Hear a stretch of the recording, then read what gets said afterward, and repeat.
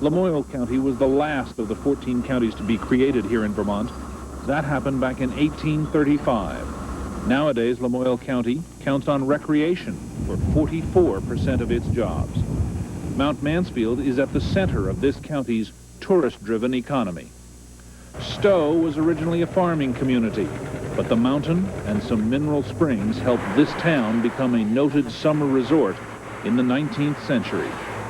Downhill skiing came somewhat later. The first chairlift in America operated here in 1940.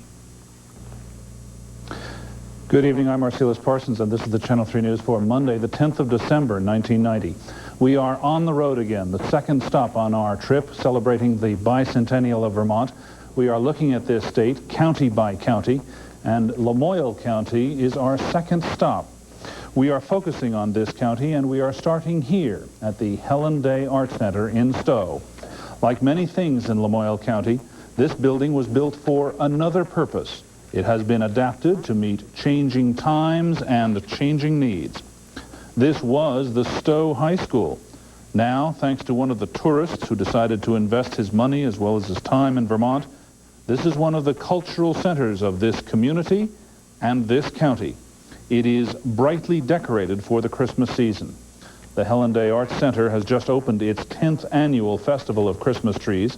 8 trees decorated by folks from Stowe, Morrisville, and Hyde Park, as well as some groups from just outside Lamoille County. Tonight we begin a week-long trip around the state's tallest mountain. Stowe has nearly completed its transformation from a community that was based primarily on farming to one of a community of leisure resorts. On the other side of Mount Mansfield, Cambridge is not quite so far along. In between, there are 8 towns trying to cope with and make a living off the people who have come here, the people who have come to play on the land of Lamoille County. We'll have a number of stories, I should say, on their activities and also on the weather for the state and this particular area.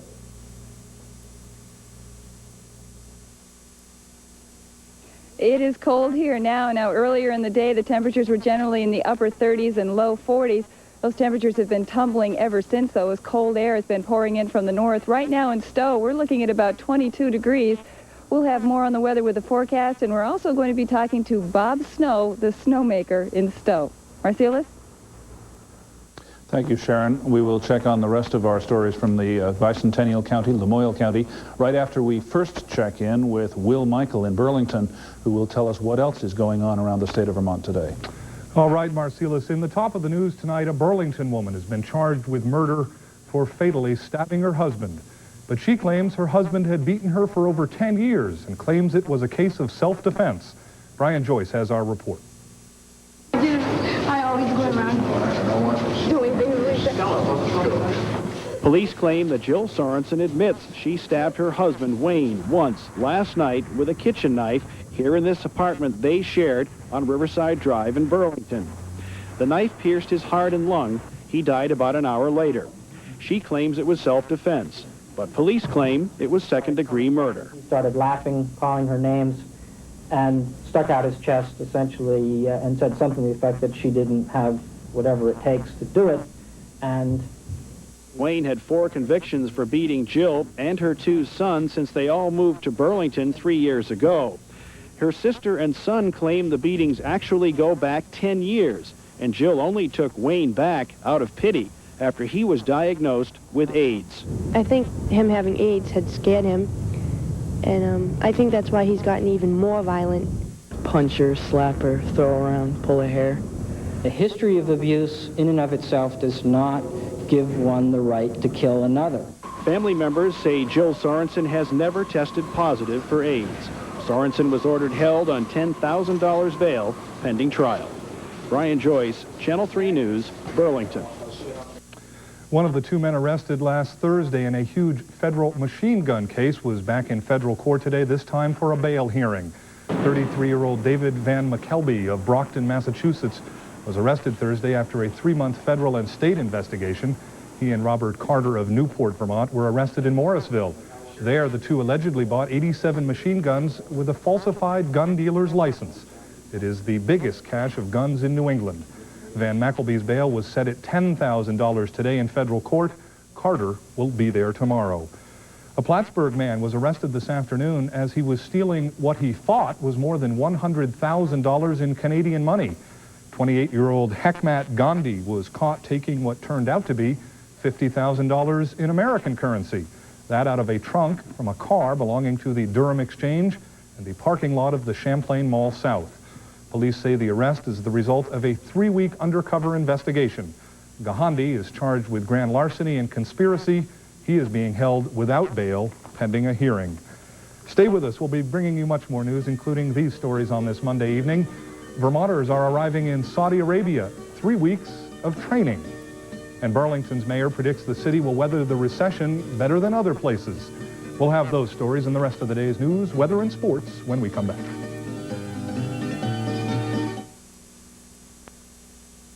The first Vermonters have finished their training and have left for Saudi Arabia as part of Operation Desert Shield. 20 Vermonters are among the Army's 344th Reserve Division based in Connecticut. They were called up just before Thanksgiving. The troops have been training at Fort Meade, Maryland, and yesterday was their last day on American soil for quite a while. Your weapon and your rear. It's been real trying the last week or so. We haven't had that much training to do a lot of waiting around, really, which makes it a lot tougher. We weren't really sure as to where we were going or anything, and now it's kind of hitting home. Talked to your family last night or today? Or last night, I talked to my fiance last night. That's tough being away from, at home at Christmas time. Well, I was fortunate. My wife came down this last couple of days, so we had our last time together here for a little while, and hopefully we'll be together here in another 5 months or so. The group traveled to Andrews Air Force Base just outside of Washington last evening. They boarded a commercial airliner that will make a stopover in Europe before the troops arrive early Tuesday. A new report from a special energy task force says there is no evidence of price gouging by Vermont gas and heating oil dealers. The task force was set up this past fall to see if price gouging was behind the big hike in fuel prices since the Iraqi invasion. While the group says that's not the case, they do suggest anti-price gouging legislation anyway. Burlington city officials say their city will weather the economic storm. Mayor Peter Clavel says new construction projects will bring the city about $70 million in 1991. Therefore, Clavel says, a recession in the Northeast will not hit Burlington as hard as some people are predicting. I think that we have the propensity to talk ourselves into a recession. And I think that it's important to look at things from a balanced perspective, that we ought to acknowledge the problems and the weaknesses of our economy, but we also should be prepared to highlight the positive indicators. And today I'm attempting to do a little bit of both. Clavel says it is important to help community members that will not benefit from the boom in construction. The balance of power in the Vermont House will remain the same following a recount of the House race in Poultney. Democrat Michael Dubonis won the November election by 3 votes. Friend and challenger Walter Beer asked for a recount. That was done today at Rutland County's Superior Courthouse. After the 1,063 votes were tallied, Dubonis was still ahead, this time by a 5-vote margin with 1 questionable ballot. One other Rutland County House race is still under dispute. Supporters of Republican challenger Gary Von Stange say Representative Kurt McCormick should not be sworn in until ballot questions in that close race are resolved. A hearing scheduled in that for later this week. Congressman-elect Bernard Sanders says he was right on the money when he campaigned that Congress was out of touch with the American people. Sanders says his orientation week in Washington highlighted the problems of the congressional system. He also declared which 2 issues he feels are the most pressing: the Persian Gulf crisis and milk subsidies for dairy farmers. Special town meetings tonight in Belvedere and Waterville. Residents will decide whether they should pay for a study to look at joining those 2 school districts. This 2-room schoolhouse in Belvedere has been around for nearly a half a century, but some say it's too small. Tonight, residents in both towns will vote on whether they want to spend nearly $6,000 to study the feasibility of forming a new union school district. Both meetings tonight at 7 o'clock. Meanwhile, as the teachers' strike continues in Windham County, school boards in the Rockingham-Bellows Falls areas will meet tomorrow night to decide what to do. 135 teachers walked out last Wednesday in a dispute over pay and health insurance. Talks since then have failed to resolve anything, so the boards will develop a plan to reopen if the strike doesn't end soon. Lamoille County is home to what is called the ski capital of the East. With tourism recognized as a critical element of the county's economy, skiing falls under heavy scrutiny in Stowe. Brad Wright has a look at what's happening at the Mount Mansfield Ski Resort. Monday morning is not the time to expect big crowds at any ski area. But the fact that there are some skiers this early in the season seems to suggest that business is off to a good start. A major snowstorm would be welcome, of course, but the early projections hold promise anyway. We have the good fortune of having reservations. People have to make a reservation for a hotel to come. And all of our bookings for the Christmas holiday through the month of January, especially strong early in February, are all carrying good reservations throughout the year. By comparison to last year, our reservations are up about 20% for the hotels owned by Mount Mansfield. The Stowe Area Association was unable to supply us with any figures for the rest of the area. Nevertheless, that kind of increase would be a surprise to some people given the economic state of affairs. But here in Stowe, a poor national economy isn't necessarily bad news. Our feeling is that we may be the beneficiary of this economic slowdown in that people will not be going as far away on their vacations, or they'll be more conservative with their vacations and take a shorter stay at a New England resort. Kedash points out that people, Easterners, who might prefer to ski in Europe or the Western United States will have to face stiff airfares and an unfavorable currency exchange, so staying closer to home might be a lot easier. Marcelo? Brad, when do they expect business to really pick up here? Should be right around Christmas time, certainly Christmas vacation, or when the next big snowfall happens. Okay, thank you very much. We'll look for more reports from Brad Wright and Andy Goodrich, who are the prime reporters covering Lamoille County. We'll have more from this last county of Vermont as we cover the First Republic, the 14th Star.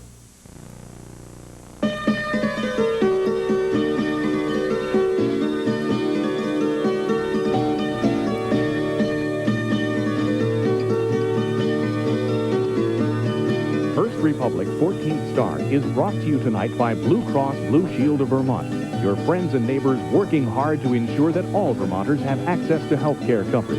And by Union Bank of Lamoille County, 100 years of interest and trust in our community.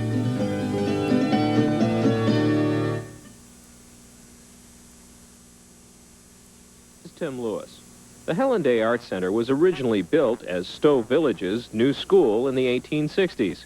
It was still a school when Helen Day Montanari and her friend, Dr. Marguerite Lichtenthaler, moved to Stowe. 1940. Both moved up together. They were good friends and liked this community.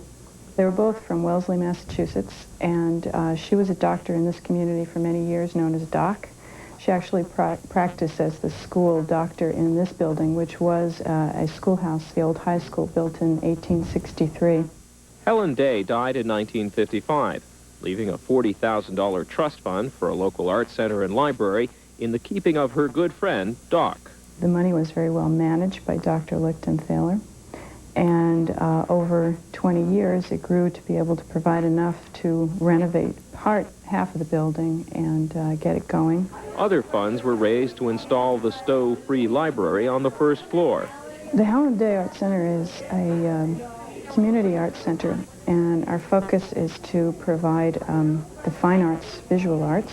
We don't have a permanent collection, but we bring 7 exhibitions a year here, most of them that we create ourselves.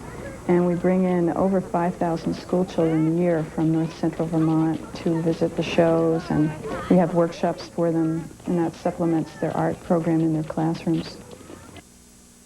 This month, the Helen Day Art Center is holding its 10th annual Christmas Tree Festival.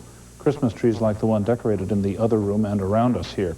Joelle King is the chairman of the festival here at the Helen Day Art Center. I understand it is more than just a celebration of the season. Yes, it is. The Helen Day Art Center first opened on December 12th, 1981, and the first exhibit was a festival of Christmas trees because it was in December and it was felt that it was an appropriate exhibit. And why do people come in and decorate these trees? What's the significance of that? They come in and decorate them. It's to be part of the season. Some of the people are craftsmen, and they have the opportunity to show their work to the public. And just have a festive holiday spirit.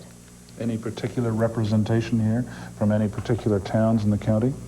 Yes, we have a lot of representation. In fact, our decorators go from age 6 to 99, and we have people from Stowe, Morrisville, Hyde Park, Waterbury, Barry, and Jericho. They've come back every year in those 10 years to decorate a tree? No, there are different ones. People will come through during the festival, and they get really inspired, and they can sign up at the volunteers' desk and say that they would like to do a tree the following year. So these will be open all during this month? Yes. We close on January the 4th of 1991. Okay. Thank you very much, Joelle King. The trees not only provide a festive atmosphere and a celebration of Christmas, but the trees in Lamoille County also provide a living for a number of people. At least 9 farms in Lamoille County grow and sell Christmas trees, not only around Lamoille County, but also down country. Brad Wright has more on one of those Lamoille County operations. It's just another day at the office for Stub Earle, former legislator from Eden who runs an independent Christmas tree business on the land that he and his father share.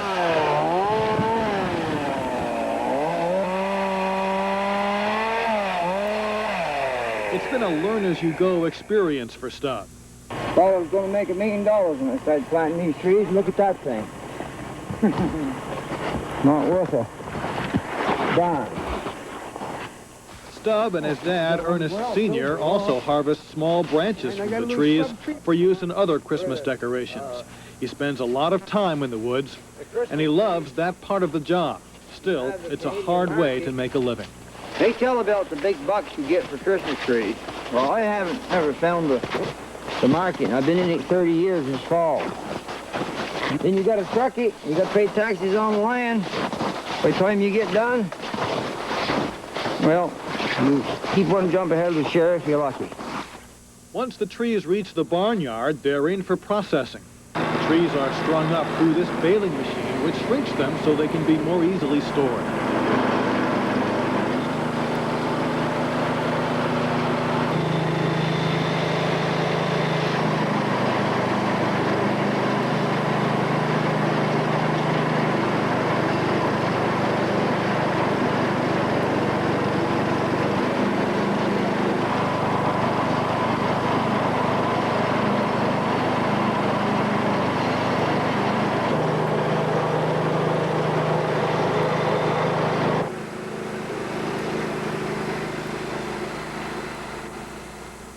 Then the smaller branches are strung up to wooden backing to make grave blankets, which are in demand in many cities. Stub and his workers also clamp together Christmas wreaths. He calls them competition wreaths because they're easy to make and they sell inexpensively. Where they sell is New York City. That means several road trips with hundreds of trees, blankets, and wreaths on each load. But the loads have gotten lighter because of lessons learned about getting caught overloaded. The guy that was running the scales, which he was also an officer, they said, well, you know what to do with him, they said. You write up the papers, we're going back out. He said, okay. So they left. I mean, I'm really sweating because I only had about $20 on me and I hadn't sold my load yet. He looks at me and he says, how much money you got on you? Oh, I said, about $19 until I sell my load. Well, he says, I tell you what. You give that to me, and he says, that'll get me a supper tonight and a good stiff drink, and you get the hell out of here, and don't you ever come back to New Jersey overloaded again. Do you understand that? And I said, yes, sir. With that and other lessons about wholesaling Christmas trees tucked away, Stub hopes to pass this business on to his children, as difficult as it is. Now I'm going to be a big living, but if it's in your blood, it's just like a disease, like hunting deer. I mean, you have to do it. You have your customers, and it's just something that you have to do that time of year. While Stub Earle does sell Christmas trees, he is not a member of the Twin State organization designed to promote that industry, the Vermont-New Hampshire Christmas Tree Association. But Pam Dwyer is. She and her husband grow Christmas trees. She is from Wolcott, right here in Lamoille County, and she says there are more than just 9 farms growing Christmas trees. That's right. How many? About 27 in Lamoille County. Why do you need an association to promote something that seems so natural? It's basically a trade association for grower education, wreath producers to produce a quality product for the consumer. And also to provide some extra income for some farmers. That's right. What about the business right now? We're talking about a recession across the Northeast. Are people selling their Christmas trees? Are they getting the prices they expect? I think that the whole industry is down, the wholesale, and from what retailers are telling me, the sales are down at retail level at this time. By how much? I would estimate about 20% in the two states. That is mostly selling the trees out of state? Or even right in the state. The retailers in the state are telling me that sales are down this year. Why is that? The recession is what people are saying. Do you think that people are going to wait until the last minute before they buy? Yes, I believe they're going to have a Christmas tree. Is there any sort of concern that the environmental movement, people saying, don't cut down a Christmas tree, you may be harming the environment, is that cutting into your business? I don't think so. A real tree, is a renewable natural resource that is totally biodegradable. It provides a home for wildlife. It keeps spaces open. It gives green space, prevents soil erosion. Yeah, but when you cut it down, don't you lose those benefits? But for every tree cut down, two replace it every year.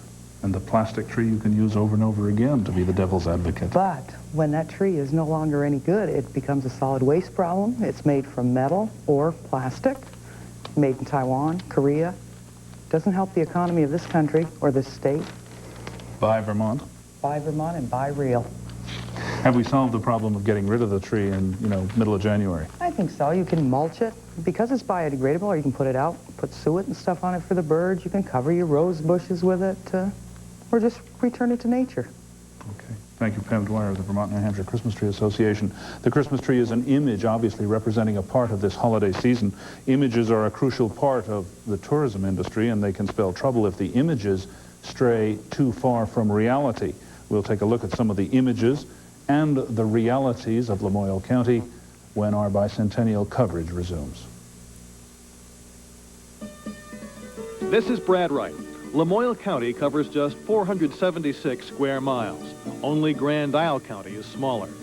Belvedere has only 218 of the county's 19,000 residents. The Republic of Vermont granted Belvedere to a well-liked New York land speculator named John Kelly, who helped Vermont achieve statehood.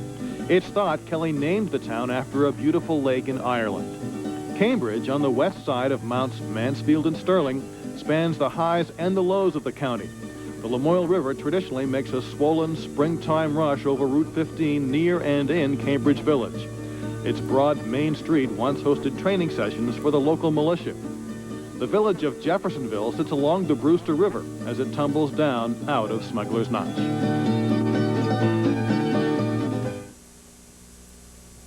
One of the goals of this bicentennial project is to examine the conflict between the myths, the images, and the realities of Vermont. Each of those categories can be found here in Lamoille County, especially in a ski town like Stowe. After all, some of the state's first plywood cows turned up here. And every establishment along the mountain road tries to present an image that will not only attract a clientele, but a profit. When one developer threatened another's bucolic view by placing a motel in a meadow in 1982, a legal fight broke out. The neighbor wanted an open, farm-like field maintained. His motel plan blocked, Ray Ramsey responded with the reality of farming by placing pigs in the pasture and their manure upwind of the complaining neighbors. The pigs are gone, but the pasture remains. Sometimes that's all the reality that people need to see in order to trigger the powerful image of Vermont. Vermont as a pastoral Eden, a place to discover oneself through outdoor activities. An image so powerful that it allows us to overlook the creeping destruction of that Eden. Those two modalities in combination represent a kind of lethal combination in the sense that this is what people will buy Vermont for. But McGrath is encouraged by some new painters trying to punch through that Vermont image. Like Rhett Sturman, for example, a painter from Jeffersonville, who just don't idealize the landscape, who really show it like it is. And if they include dying elm trees, a rusting tractor, a trailer, a tar paper shack in their landscapes, they have a kind of authenticity basically what I'm doing is I painted the front of buildings of the farms and everything in the landscape, the pretty part of it, for a long time. And that's fine, because that's how you eat. That's how I eat, because that's what people buy. But there's a whole world that happens behind the corners of those barns, where the animals are getting butchered, or men's arms are getting cut off in the choppers. I mean, there's a real world out there, and it needs to be painted. So from his studio off the Mud City Loop Road here in Lamoille County, Sturman paints the real life of Vermont farms. They document, for example, the decline of agriculture. And this could only, in my judgment, have a very healthy effect. I mean, you can't really do anything intelligent unless you possess the truth.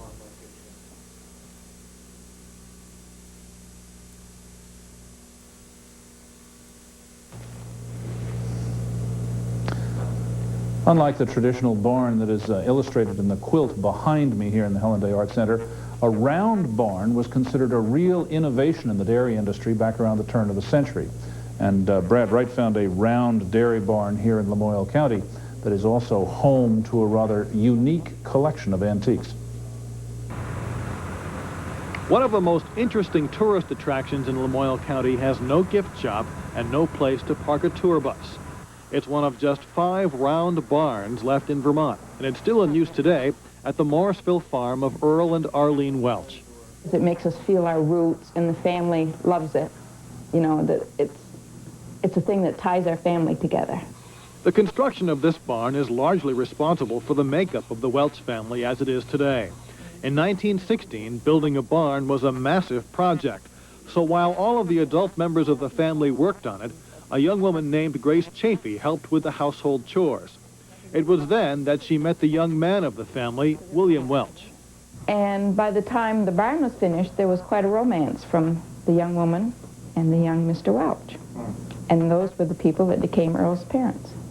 So when the barn was finished, they had a wedding. The barn, called the Nicosagon for its 20 sides, is still used as it was when it was brand new.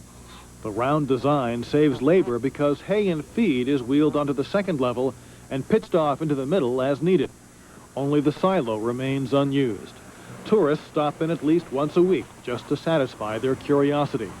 The barn, land that has been passed down from generation to generation, and the farming tradition seem to have kept Earl and Arlene nearly frozen in time. Actually, we're 50 years behind the times. We haven't changed that much.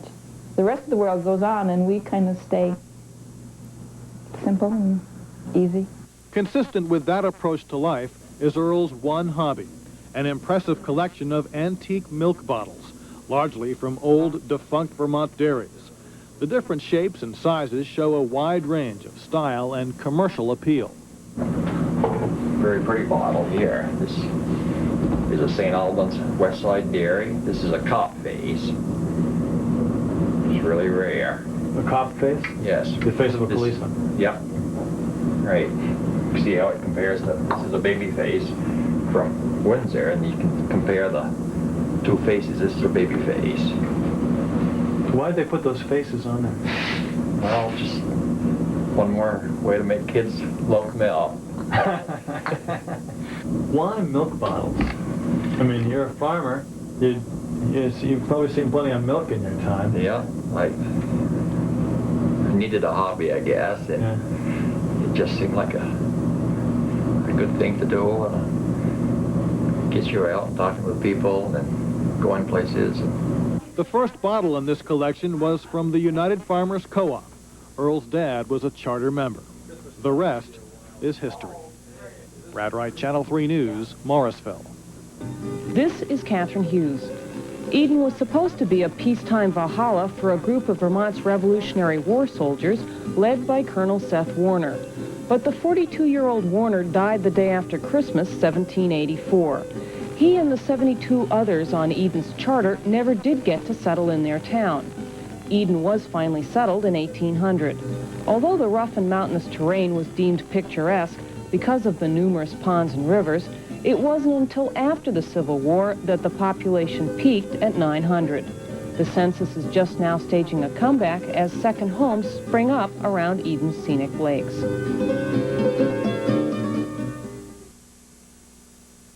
From its very beginning, Lamoille County has been sparsely populated. But back in the 1800s, 2 towns were dissolved because there just weren't enough people in those communities. But that changed. In the last decade, the population growth rate here in Lamoille County was around 13%. That is now slowed to around 9%, or at least the officials in the state planning office are predicting that it's going to slow to around 9% over the next 10 years. That still puts this county number 5 on the growth chart. An interesting challenge for a county originally created as a political compromise. A county that got its name from a map-making mistake, a mistake that stuck. Maps that were first done in France after Champlain was over here, he had identified things by name. And one of the things that he'd identified was a river. It should have been Lamoille, meaning the place where gulls are.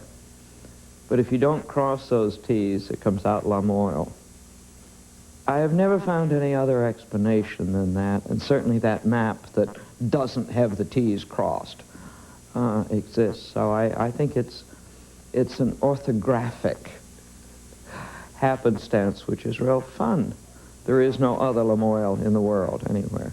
Did a lot of research on that, and it's not a place name that's ever occurred anywhere before or since. I think it's probably the only county name I ever heard of that was actually a transcription error. But isn't it nice? This is Will Michael. Elmore owes its moniker to the Revolutionary War veteran Colonel Samuel Elmore of Connecticut.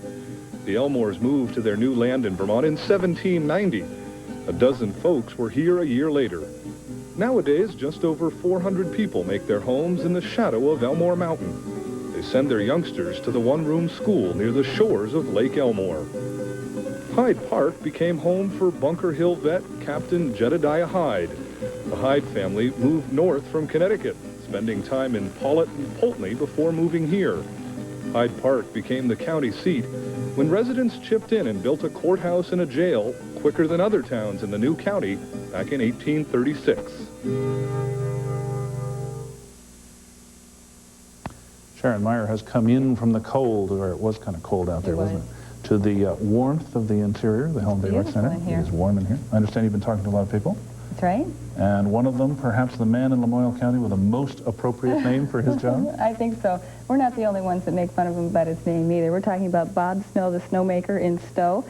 And we did get some information from him earlier in the season when snowmaking was just getting started. He was such a good sport then. We decided to go back and see what life is like for a snowmaker.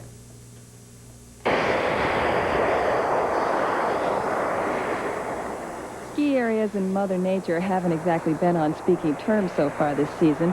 Record-breaking warm weather and rain in November made it difficult to get the new ski season underway. But with 25 full-time snowmakers, Stowe has been battling the odds, and this past weekend, 9 ski trails were open. Snowmaking isn't a job for everyone. They work 12-hour shifts in somewhat less than ideal conditions. The crew we caught up with works from 7 in the evening to 7 in the morning.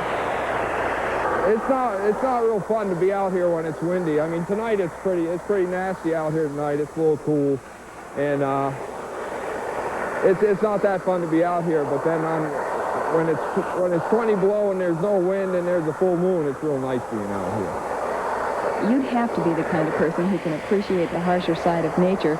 These crews of 9 ride the snowcat to the top of the mountain and work their way down, checking the snow guns and wrestling them into the proper position. You're doing a good job, though, Ron. You didn't spray yourself there, did you? No. Good. That could have made a long night even longer. Each trip down the mountain solving problems can take 2 or 3 hours, and then it's back to the top and start over. Now, I know I'm not the only one who's wondered about Bob Snow's name. Was he destined to be a snowmaker? Was it a requirement for the job? Snow says no. No, it's not a requirement of the job, or I'd be the only one up here.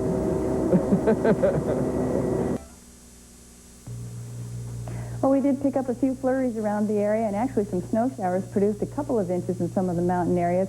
As far as Burlington is concerned, though, as of yesterday, we were just about normal for precipitation. Now, for the year-to-date, 39.31 inches, and that is well above normal by more than 7 inches. This late in December, that is obviously not going to be evening out. As far as heating degree day units are concerned, yesterday the average temperature 34, that gave us 31 heating degree day units. For the month and for the season so far, it has been milder than normal. On top of Mount Mansfield today, the high temperature 26, the low 5. That's also the present temperature. They've picked up 1/2 inch of snow in the past 24 hours, and there's now 23 inches of snow at the stake. From the mountain over into the desert, Dhahran, 83 degrees was the afternoon high, Riyadh, 82. It is a different world over in Saudi Arabia compared to what we have back in the northeast. It's been cold in the northeast, cold air pouring in from the northern sections. In northeastern sections, or in Quebec and Sherbrooke, 18 degrees and 19 degrees. 49 was the warm spot down in LaGuardia, and 20s for most of Burlington and in Plattsburgh. Now, as far as local temperatures are concerned, a similar range. We had 18 degrees, the cold spot in Lake Placid, and we had 36 both at Brattleboro and in Bennington. We'll go now to the low last night in the Burlington area. That was 37 degrees at midnight last night. The average low for the date is 17, and a record low of 9 below was set in 1958. Our high today, 44 degrees. That was 9 o'clock this morning, though. It's been getting colder ever since then. Average high is 32, and a record high of 61 was set in 1966. Currently in Burlington, under mostly cloudy skies, the temperature 25 degrees, the humidity 53%, the barometer 29.96 inches and rising. The winds are from the northwest at 23 miles per hour, gusting to 32. That gives us a wind chill of 6 below zero. Sunrise tomorrow morning will be at 7:19 and sunset at 4:13. We have been watching the temperatures plummet this afternoon, and the reason for that is some cold Arctic air that's dropping down out of Canada will put the clouds in motion for the past 24 hours, and we can see that Arctic air pouring down into the region. There are some low clouds along the northern New York state into Vermont and Maine with a few flurries. A lot of the precipitation that we have right across the country, though, is in the northwest. The moisture from the Pacific Northwest now pushing a little bit farther inland. On the current surface map, we find that the cold front is now all the way through down into the Carolinas, and that is going to lead to a chilly night tonight throughout the northeast and even down into the mid-Atlantic region as well. Now for tomorrow, as high pressure continues to build into the region, it's going to be mostly sunny but cold, high temperatures only in the 20s. The forecast then for tonight, there will be a chance of evening flurries, and it's going to be clearing and much colder. Low temperatures are going to be in the teens. For tomorrow, mostly sunny and cold, high temperatures in the 20s, winds from the west about 10 to 15 miles per hour. For tomorrow night, it's going to be fair. A few clouds here and there. The lows are going to be near 5 degrees in some of the north central and northeastern counties. That's where we are here in Stowe, to near 20 here in Grand Isle and in Chittenden County. For Wednesday, mostly cloudy, occasional flurries, maybe a sprinkle in some of the northwestern and southern counties. The high temperatures will be back up in the 30s, and the extended outlook for the end of the week. A chance of snow on Thursday, high temperatures in the 30s. It will be dry on Friday. A chance of rain or snow late on Saturday, high temperatures 25 to 35. We'll be back with sports and more bicentennial coverage. This is Alva Taylor. With some 2,600 people, a state college, and an art school, Johnson is one of the population centers of Lamoille County. Its name honors William Johnson, a Connecticut delegate to the Continental Congress, a signer of the U.S. Constitution, and an ally of Vermont as it negotiated its entry into the Union. The town grew up on both sides of the Lamoille River as people harnessed water for power and dug into the ground for talc. The Vermont Electric Cooperative makes its home base in Johnson. Ever since September, I think we were waiting for this moment. The New York Giants yesterday clinched the NFC East with a victory over the Minnesota Vikings. And it isn't the best golf weather, but we'll have that coming back. And also, we will have more from the Bicentennial and Lamoille County. Morristown is the official town name, but most everyone calls it Morrisville. Its growth centered around a perpetually troubled east-west railroad, first known as the Portland and Ogdensburg. Later it became the St. J and L.C. Today, it's a state-owned line called the Lamoille Valley Railroad. Moses Morse and 5 other Morses were among the original grantees of the town, but saying Morse's town proved to be too much of a mouthful. So the town became simply Morristown.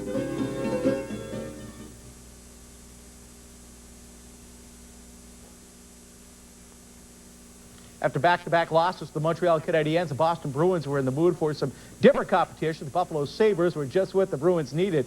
But just barely, a 3-2 win over the Sabres vaulted the Bruins back into first place in the Adams division. Boston Celtics will be in Houston tonight. We'll be back with more in a moment. Monday Night Spotlight on Sports is brought to you by Grand Union, bringing the community home to you.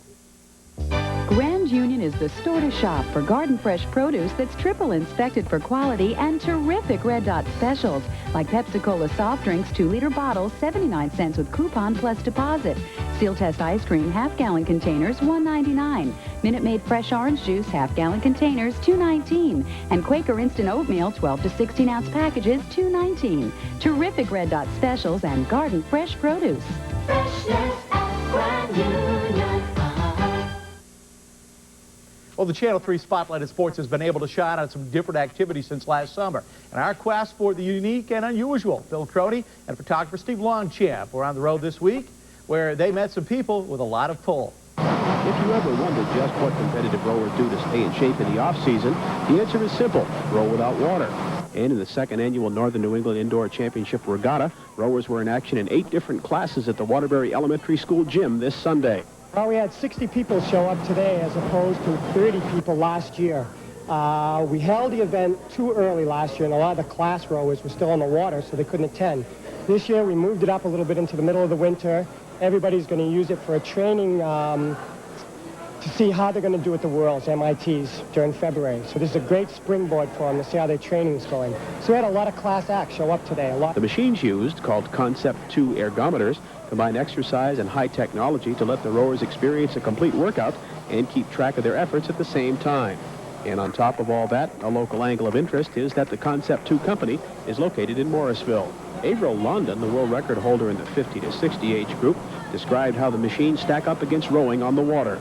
Well, you obviously don't have the variables of the wind and water, but the movement of the wheel very closely simulates the kind of power that's required to move a boat. You start with a lot of resistance, and as you pull the handle, the wheel starts moving faster, which is similar to what you would do in the water. Place your oar in the water, and as the boat moves, the resistance becomes less, and at the end, you obviously get the wheel moving fast and there's less resistance. There is more to this than just pulling on a rope, however, and Colchester's John Donnelly, who's ranked 3rd in the world, explains. Well, it gives you a great feeling afterwards doing it. It's also a mental as well as a physical challenge. The physical challenge is obvious, but the mental challenge comes in on every stroke. You're getting immediate feedback.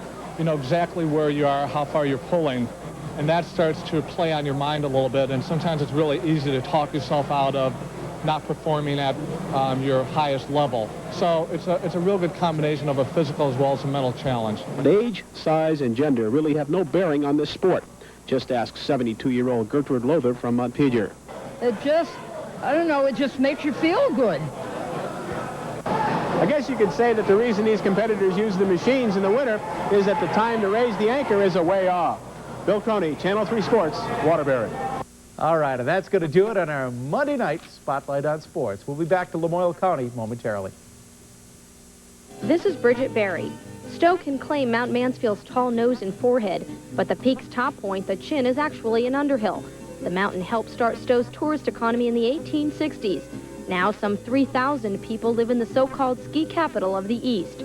Waterville became a town because people living in the sharply cut valley along the north branch of the Lamoille River could not easily get over the hills to do business in the 3 towns that laid claim to the land. The valley's remoteness and north-south orientation later came in handy. The Union Church in Waterville provided safe haven for slaves moving north along the Underground Railroad.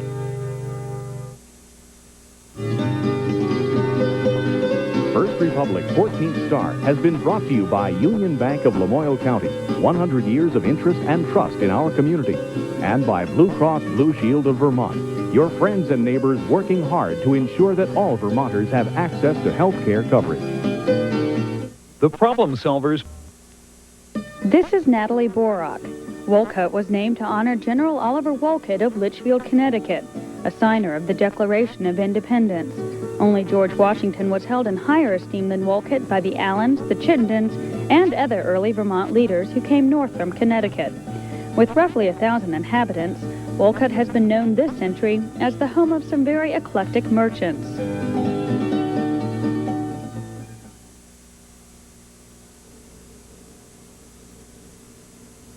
That is our broadcast. This first day of a visit to Lamoille County, we want to thank the Helen Day Art Center in Stowe for letting us visit here, as thousands of other people have. We would encourage you to come here.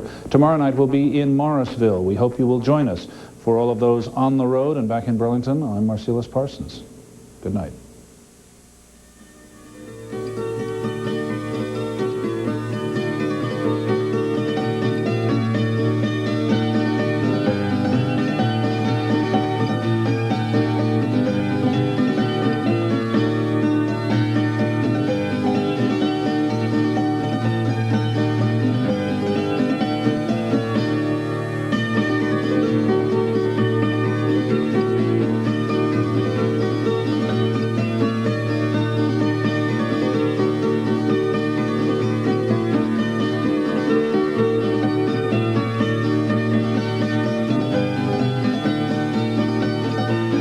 Bicentennial Project's First Republic 14th Star is available on videotape. If you would like to receive an order form for any or all counties, please send your name and address to Bicentennial Broadcast Tapes, WCAX, Joy Drive, South Burlington, Vermont, 05403.